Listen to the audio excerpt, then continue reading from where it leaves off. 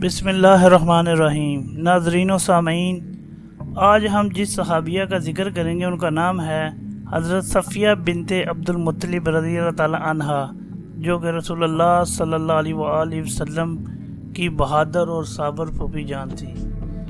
تو آغاز کرتے ہیں۔ جبل احد کے دامن میں شہداء کی لاشیں ایک الگ ہی منظر پیش کر رہی تھیں۔ نبی کریم صلی اللہ علیہ وآلہ وسلم زخمی ہونے کے باوجود شہداء کی لاشوں کا معائنہ فرما کر اپنے پیارے چچا سید الشہداء حضرت امیر حمزہ کے جسد مبارک کے پاس موجود تھے، جنہیں ایک غلام وحشی بن حرب نے چھپ کر پیچھے سے نیزہ مار کر شہید کیا، اور پھر ہند بنت عتبہ نے غزوہ بدر میں مارے جانے والے اپنے باپ کے انتقام میں لاش کا بدترین مسئلہ کیا۔ اللہ کے رسول صلی اللہ علیہ وآلہ وسلم غم زدہ تو پہلے ہی تھے، لیکن اب بہت دکھی ہو گئے۔ مسلمانوں کے انتشار، عارضی پسپائی اور حضور صلی اللہ علیہ وآلہ وسلم کے زخمی ہونے کی خبریں مدینہ منورہ تک پہنچی تو جیسے بھونچال آ گیا۔ بیشتر خواتین میدان جنگ کی جانب دوڑیں، جن میں ایک عمر رسیدہ شیر دل خاتون حضرت صفیہ بنت عبد المطلب بھی تھیں، جو ہاتھ میں نیزہ پکڑے میدان احد کی جانب جا رہی تھی۔ راستے میں کچھ لوگوں کو میدان جنگ سے منہ موڑ کر مدینہ منورہ واپس آتے دیکھا تو چہرہ غصے سے سرخ ہو گیا۔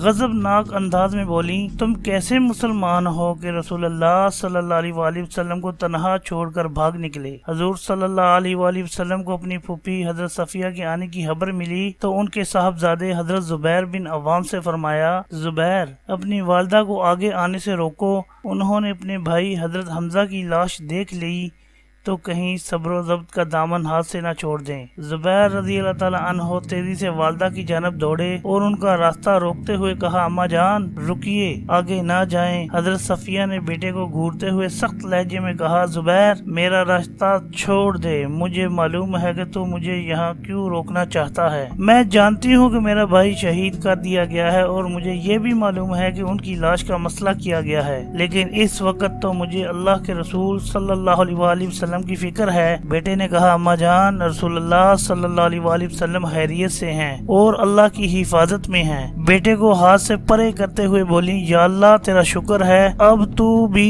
میرے راستے سے ہٹ جا، میں اپنے بھائی کو دیکھے بغیر نہیں جاؤں گی۔ نبی کریم صلی اللہ علیہ وسلم نے جب یہ سنا تو فرمایا، زبیر، انہیں سید الشہداء کے پاس لے جاؤ۔ صبر و تحمل کی پیکر باہمت بہن نے ماں جائے کا مجروح جسم اور بکھرے اعضاء نہایت حوصلے سے دیکھے اور گویا ہوئی، اے جانے مدر، تو نے یہ شہادت اللہ اور اس کے رسول صلی اللہ علیہ وآلہ وسلم کی خوشنودی کے لیے قبول کی ہے۔ مجھے یقین ہے کہ انشاءاللہ بہت جلد اللہ مسلمانوں کو اس عظیم قربانی کا اجر دے گا۔ یوں دعائے مغفرت کے بعد مدینہ منورہ چلی گئیں۔ مورخین نے لکھا ہے کہ انہوں نے اس موقع پر بھائی کے کفن کے لیے حضرت صلی اللہ علیہ وآلہ وسلم کی خدمت میں 2 سفید چادریں پیش کی۔ اب بات کرتے ہیں حضرت صفیہ کے نام و نسب کے بارے میں۔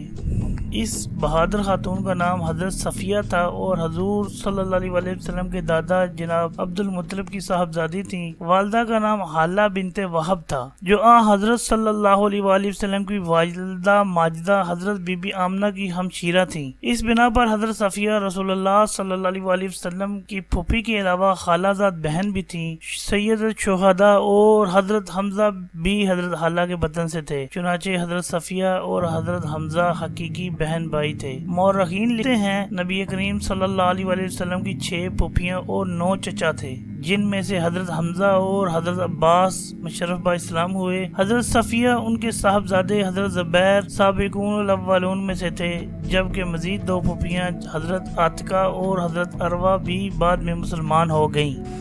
اب ہم بات کرتے ہیں حضرت صفیہ کی نکاح اور اولاد کے بارے میں۔ حضرت صفیہ کا زمانہ جاہلیت میں ابو سفیان کے بھائی حارث بن حرب کے ساتھ نکاح ہوا تھا، جن سے ایک لڑکا بھی پیدا ہوا۔ ان کے انتقال کے بعد دوسرا نکاح ام المومنین حضرت حتیجۃ الکبریٰ کے برادر حقیقی عوام بن خویلد سے ہوا۔ ان سے 3 بچے زبیر، صائب اور عبدالقاب پیدا ہوئے، تاہم عوام بن خویلد بھی جلدی وفات پا گئے۔ یوں حضرت صفیہ جوانی ہی میں بیوہ ہو گئیں اور پھر اپنے بچوں کی پرورش کی خاطر زندگی بھر نکاح نہیں کیا۔ حضرت زبیر کے علاوہ باقی 2 بچوں کا سیرت کی کتب میں ذکر نہیں ملتا، اس لیے اکثر مصنفین نے صرف حضرت زبیر کا ہی تذکرہ کیا ہے۔ حضرت صفیہ اپنے صاحبزادوں کی خصوصی تربیت کا اہتمام کیا کرتی تھی۔ حضرت صفیہ بہادر باروب سردار کی بیٹی، سید الشہداء حضرت حمزہ جیسے بھائی کی بہن، شجاعت و بے خوفی، حق گوئی و بے باکی کی پیکر، نہایت زیرک، دانشمند، پرعزم اور مدبر خاتون تھی۔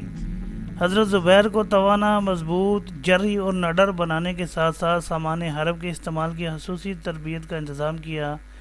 چنانچہ وہ شمشیر زنی، تیر اندازی، نیزہ بازی اور شاہ سواری کے ماہر تھے۔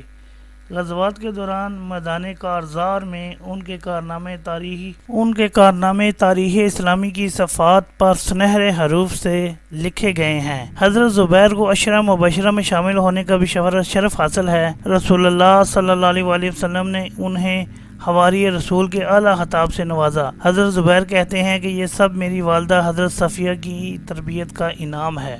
حضرت صفیہ کی شاعری۔ حضرت زبیر ابھی کم عمر تھے کہ ان کا بازار میں ایک جوان شخص سے جھگڑا ہو گیا۔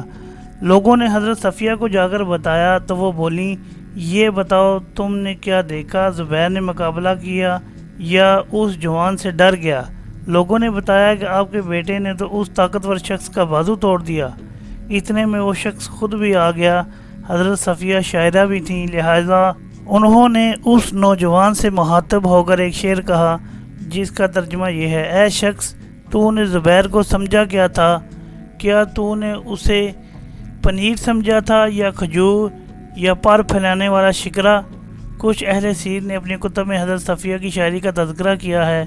حضرت حمزہ کی شہادت، حضرت عبدالمطلب کی وفات اور نبی کریم صلی اللہ علیہ وآلہ وسلم کی رحلت کے موقع پر ان کے کہے گئے اشعار کتب کی زینت ہیں۔ اب بات کرتے ہیں غزوہ احد میں حضرت صفیہ کی بہادری کے بارے میں۔ کفار کے 10,000 جنگجوؤں کا مشترکہ لشکر مدینے کو تخت و تاراج کرنے کے لیے آندھی طوفان کی طرح قریب آتا جا رہا تھا۔ شہر کی حفاظت کے لیے خندق کھودنے کا کام پایا تکمیل کو پہنچ چکا تھا۔ حضرت صلی اللہ علیہ وآلہ وسلم کو مسلمان خواتین اور بچوں کی حفاظت کی فکر تھی۔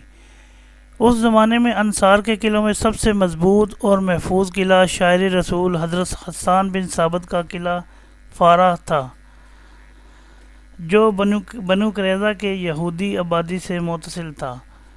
چونکہ بنو قریظہ سے امن کا معاہدہ تھا، لہذا اللہ کے نبی صلی اللہ علیہ وآلہ وسلم نے تمام خواتین اور بچوں کو حضرت حسان کے قلعے میں منتقل فرما دیا اور آپ خود صحابہ کرام کے ساتھ مدینے سے باہر تشریف لے گئے۔ ابن حشام کے مطابق مدینہ کے تقریباً تمام مسلمان مرد اس جنگ میں مصروف تھے۔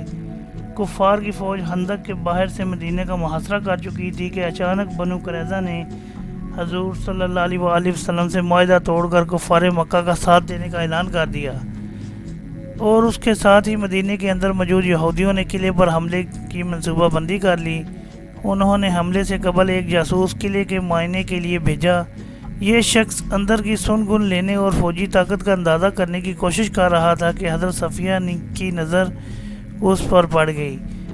وہ صاحب فراست خاتون تھیں۔ اس یہودی کی پر اسرار حرکات و سکنات سے انہیں اندازہ ہو گیا کہ یہ شخص ضرور کوئی جاسوس ہے۔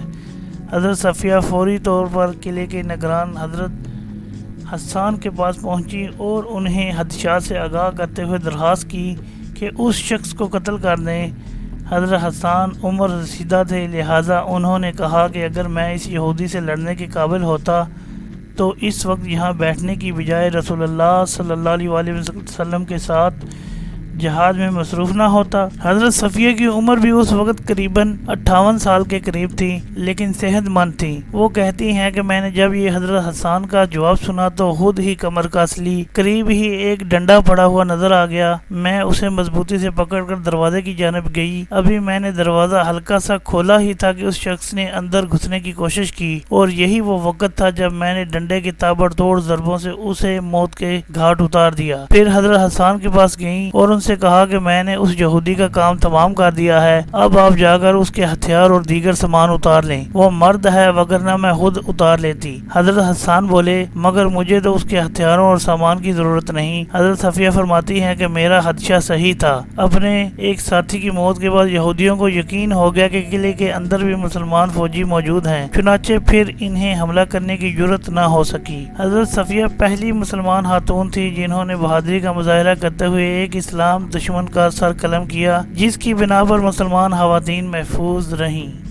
نبی کریم صلی اللہ علیہ وآلہ وسلم کو اپنی پھوپھی حضرت صفیہ بہت محبوب تھی۔ حضور صلی اللہ علیہ وآلہ وسلم ان کے بھتیجے تھے اور خالہ داد بھائی بھی، چنانچہ انہیں بھی حضرت صلی اللہ علیہ وآلہ وسلم سے بہت محبت تھی۔ حضور صلی اللہ علیہ وآلہ وسلم اکثر ان کے صاحبزادے حضرت زبیر کو ابن صفیہ کے نام سے پکارا کرتے۔ ویسے تو یہ پورا مدینہ اور تمام مسلمان رسول اللہ صلی اللہ علیہ وآلہ وسلم کے انتقال پر غم زدہ تھے، لیکن دو ہستیاں حضرت فاطمہ الزہرا اور حضرت صفیہ سب سے زیادہ نڈھال تھیں۔